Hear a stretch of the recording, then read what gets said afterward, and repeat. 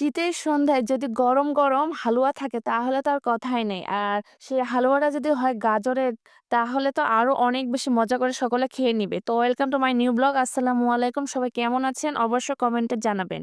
আমিও ভালো আছি আলহামদুলিল্লাহ। তো চলে গেলাম আজকে আমি কিভাবে গাজরের হালুয়াটা তৈরি করেছি সেটা আমি শর্টকাট ভাবে দেখানোর চেষ্টা করব।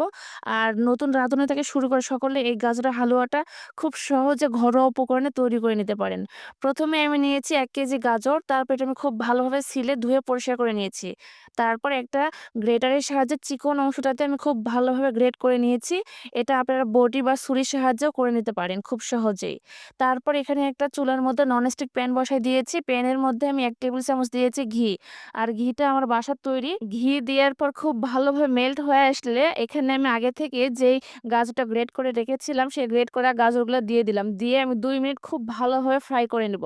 আমি যেহেতু এখানে ঘি এড করেছি, ঘি এড করার ফলে অনেক সুন্দর ঘ্রাণ চলে আসবে। তারপর ঘিয়ের মধ্যে গাজরটা আমি ২ মিনিট ভালোভাবে ফ্রাই করে নিয়েছি। এই পর্যায়ে সুন্দর ঘ্রাণের জন্য দিয়েছি ২ টা সাদা ফল। মুখটা অবশ্যই ফেটে দিবেন তাহলে সুঘ্রাণটা সুন্দরভাবে বের হয়ে আসবে। তারপর এখানে আমার টেস্ট অনুযায়ী দিয়েছি লাল চিনি। আপনাদের কাছে সাদা চিনিটাও এড করতে পারেন, তবে আপনাদের পছন্দ মতো মিষ্টিটা এড করবেন। তারপর আমি দেওয়ার পর আবারও খুব ভালোভাবে মিক্সড করে ২ মিনিট ভেজে নিয়েছি। চিনিটা দেওয়ার পর গাজরের মধ্যে একটু পানি এড হবে, সমস্যা নেই। এটা খুব ভালোভাবে জাল করে ঘন করে নিতে হবে। তারপর আগে থেকে জাল করা ঘন দুধ দিয়েছি ১ কাপ। আপনাদের পছন্দ মতো দিবেন, তবে দুধের পরিমাণটা খুব বেশি দিলে গাজরটা অনেক বেশি নরম হয়, খেতে খুব একটা ভালো লাগে না। এজন্য আমি ১ কাপ দিয়েছি ঘন দুধ, দিয়ে খুব ভালোভাবে গাজরটাকে ফুটিয়ে নিয়েছি।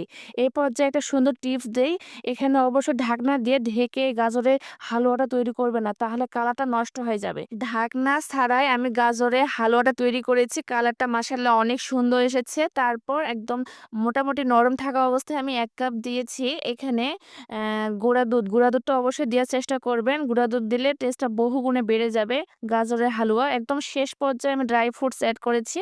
কাঠবাদাম, কাজু বাদাম এবং কিশমিশ দিয়ে আমি খুব ভালোভাবে মিক্সড করব। এই তো আমার এই পর্যায়ে হয়ে গিয়েছে। আমি নামিয়ে নিব। নামিয়ে নেওয়ার আগে এখানে আমি আবার একটু গুঁড়া দুধ দিচ্ছি, তাহলে আরো একটু সুন্দর লাগবে দেখার জন্য। এটা আপনারা চাইলে স্কিপ করতে পারেন। এবং সামান্য একটু ঘি দিচ্ছি। ঘিটা দিলে একদম শেষ পর্যায়ে সুন্দর একটা ঘ্রাণ এড হবে, এইজন্য দিয়েছি। তারপর সবগুলো উপকরণ খুব ভালোভাবে মিক্সড করে নিলে তৈরি হয়ে যাবে ঝটপট আমার গাজরের হালুয়া। এটা খেতে এত বেশি মজা হয়েছিল যে আপনারা পরোটা অথবা মুড়ি যেকোনো কিছুর সঙ্গে খেতে অনেক বেশি ভালো লাগবে। অবশ্যই ট্রাই করে দেখবেন। ছোট থেকে বড় সকলে অনেক বেশি পছন্দ করেছে। আর আমার করা মাত্রই কয়েক ঘন্টার মধ্যে শেষ হয়ে গিয়েছে। এই তো আমি উপরে একটু ড্রাই ফ্রুটস দিয়ে ভালোভাবে সাজিয়ে নিচ্ছি। আর ভালো লাগলে বেশি, বেশি করে সাপোর্ট করবেন। আজকের মতো আল্লাহ হাফেজ।